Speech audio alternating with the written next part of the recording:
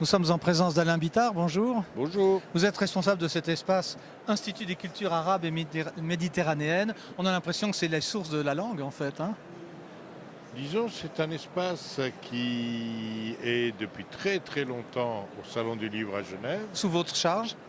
Au début, c'était l'espace de la librairie arabe L'Olivier de Genève. On a été lors du premier salon, je crois, en 87.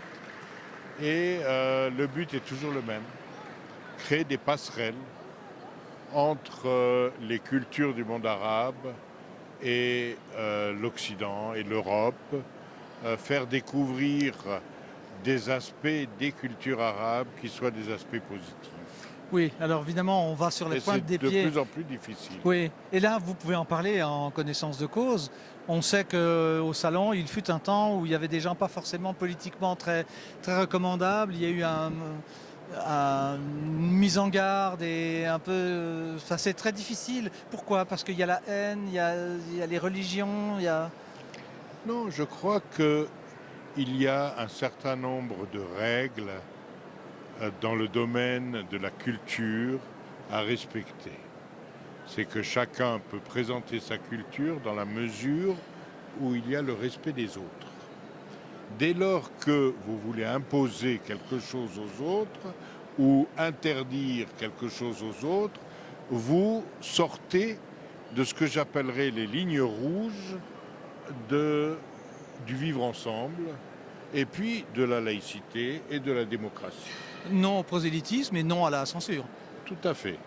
Et disons, l'esprit de cet espace est justement de montrer qu'il peut y avoir dans le monde arabe des cultures, des points de vue qui doivent apprendre à coexister, à cohabiter et, je dirais pas à se respecter, mais à vivre ensemble.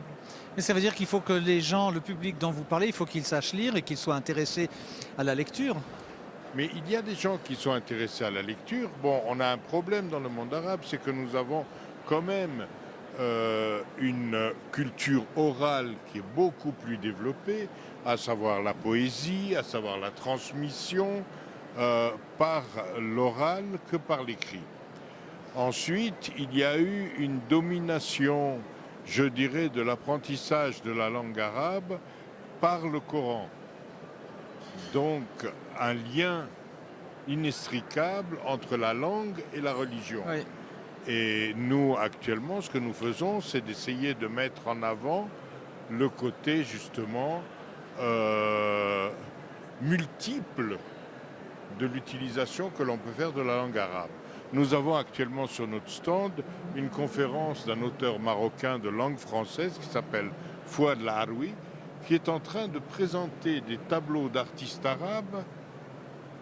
Et c'est fantastique parce que chaque tableau a une explication différente. Alors, sa conférence, c'est un ensemble d'interrogations qu'il fait au public.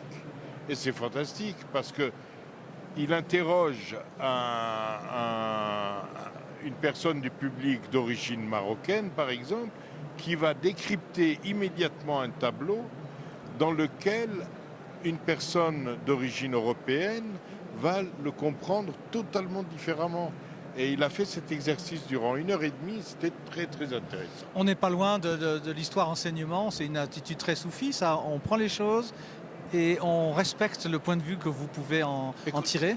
Cette année, en tout cas, nous fêtons les 40 ans de la librairie. Et ça fait 40 ans que nous sommes dans cette démarche d'échange.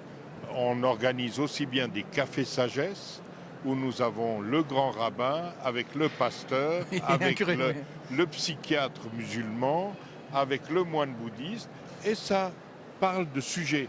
Et ils ne sont pas dans la confrontation de dogmes. Et c'est ça que nous essayons de faire. Nous ne voulons pas de la confrontation de dogmes, ce n'est pas l'espace que nous souhaitons avoir, c'est plutôt dans la découverte de l'autre. Et voilà, donc c'est un peu l'esprit dans lequel nous vivons. Merci Alain, c'est comme ça que je vous perçois depuis de nombreuses années, en tout cas depuis le premier salon et depuis que nous collaborons. Merci beaucoup, et bonne suite de salon et on espère qu'il va pleuvoir, en tout cas dans l'après-midi et puis demain pour que les gens viennent un peu plus. D'accord, alors merci beaucoup. Pluie.